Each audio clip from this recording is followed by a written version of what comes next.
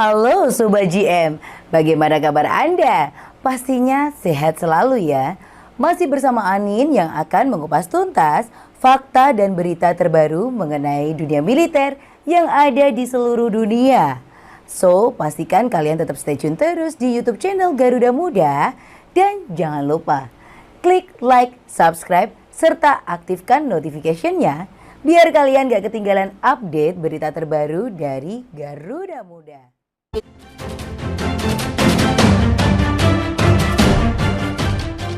Jepang dan Indonesia berada di ambang kesepakatan penting untuk bersama-sama mengembangkan kapal perang bagi TNI Angkatan Laut.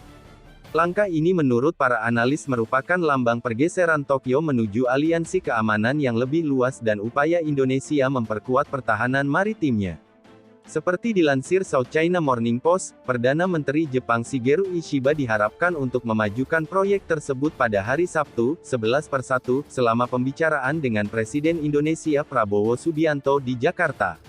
Meskipun rinciannya masih dirahasiakan, para ahli berspekulasi bahwa desain kapal perang tersebut dapat memanfaatkan kapal perusak canggih milik militer Angkatan Laut Jepang, yang diperlengkapi ulang untuk memenuhi kebutuhan operasional militer Indonesia. Kolaborasi tersebut, kata para analis, menandakan pergeseran Tokyo menuju kemitraan yang lebih strategis dengan negara-negara Asia Tenggara yang menghadapi sengketa teritorial dengan Beijing. Dalam 2 atau 3 tahun terakhir, dalam strategi yang ditetapkan oleh mantan Perdana Menteri Fumio Kishida, Jepang telah berupaya untuk memperkuat aliansinya dengan negara-negara yang berpikiran sama, khususnya negara-negara di Asia Tenggara, untuk menciptakan koalisi melawan potensi China yang terus tumbuh, kata Masayuki Masuda, Direktur Studi China di Institut Studi Pertahanan Nasional di Tokyo. Masuda kepada This Week in Asia menyebut bahwa kemitraan ini sejalan dengan dorongan Tokyo untuk kerjasama keamanan yang lebih kuat. Baik Jepang maupun Indonesia memiliki sengketa teritorial dengan China. Sengketa Indonesia melibatkan Kepulauan Natuna, di ujung terjauh Laut Cina Selatan, sementara sengketa Tokyo berpusat di Kepulauan Diaoyu di Laut Cina Timur, yang dikendalikan Jepang dan disebut sebagai Senkaku.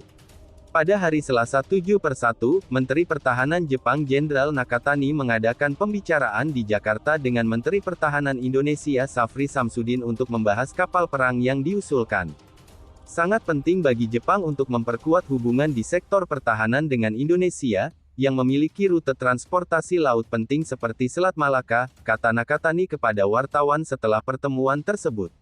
Pembahasan tentang proyek tersebut dimulai beberapa tahun lalu tetapi terhenti di bawah mantan Presiden Indonesia Joko Widodo.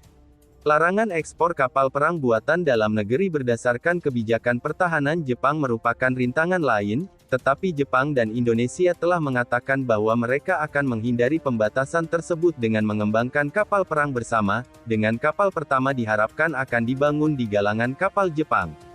Kedua pemerintah berbicara tentang pengembangan bersama, tetapi saya tidak berpikir itu akan menjadi pembagian 50-50, kata Garen Mulloy, seorang profesor hubungan internasional di Universitas Daito Bunka dan seorang spesialis dalam isu-isu militer.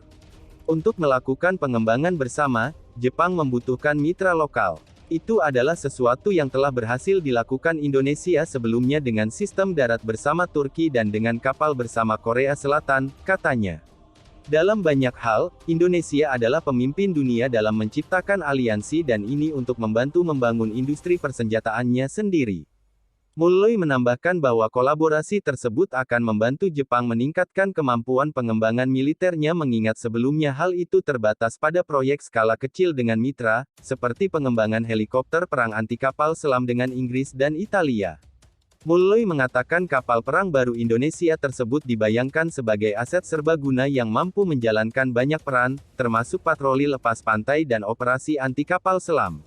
Peluncuran kapal pertama mungkin akan memakan waktu setidaknya 3 tahun lagi, mengingat diskusi antara Jakarta dan Tokyo masih dalam tahap awal.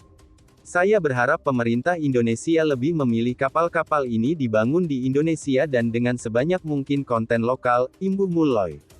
Indonesia telah lama berhati-hati dalam membentuk aliansi keamanan dan menghindari mengkritik negara-negara besar, tetapi para analis mengatakan Indonesia tidak dapat mengabaikan ancaman yang ditimbulkan oleh tindakan China dan meningkatnya ketegasan di Laut Cina Selatan.